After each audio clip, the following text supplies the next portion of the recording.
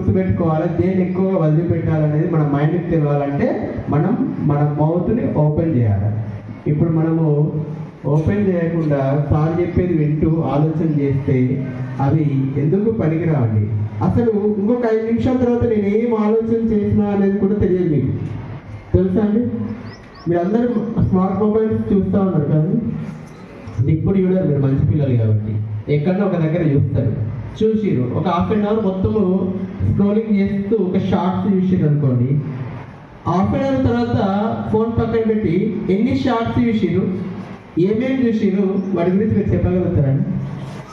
ఎందుకు మరి? మీరే కదా చూసింది. అక్కడ 2 పని చేసినాయి, చూసిరు, విన్నారు. అయినా కూడా మనము హాఫ్ అన్ అవర్ ఎప్పుడైతే ఫోన్ స్టార్ట్ చేసినామో, ఎప్పుడైతే ఎన్ని చేసినామో, ఎన్ని రీల్స్ చూసినాం, ఎన్ని గుర్తున్నాయి అనేది మనం రిమెంబర్ చేసుకోలేకపోతున్నాం. అంటే అలాంటి ఎన్ని చూసినా కూడా వేస్టే. అంటే మన మైండ్లో కూడా ఎన్ని ఆలోచనలు వచ్చినా కూడా వేస్టే. ఒక ఆలోచన మనం గట్టిగా పట్టుకొని దానిపైన స్ట్రాంగ్ అయి ఉంటే అది మన సక్సెస్కి దారి తీస్తూ ఉంటుంది. అందుకే ఇప్పటికీ మనం ఎగ్జామ్ అంటే, మీరే కాదు చిల్డ్రన్స్ అందరూ కూడా ఎగ్జామ్స్ అంటే భయపడుతున్నారు. మన మైండ్లో ఒక భయం అనేది వస్తుంటుంది.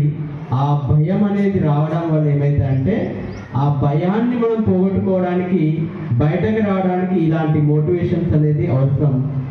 ఇలాంటి మోటివేషన్స్ అనేది నేను ఇప్పుడు ఒక 1 అవర్ ఇస్తే సరిపోదు, మన రెగ్యులర్గా మన టీచర్స్ ఇస్తే సరిపోదు. అది ప్రతినిత్యం ఎవరి దగ్గర ఉండాలంటే మీ దగ్గరనే ఉండాలి.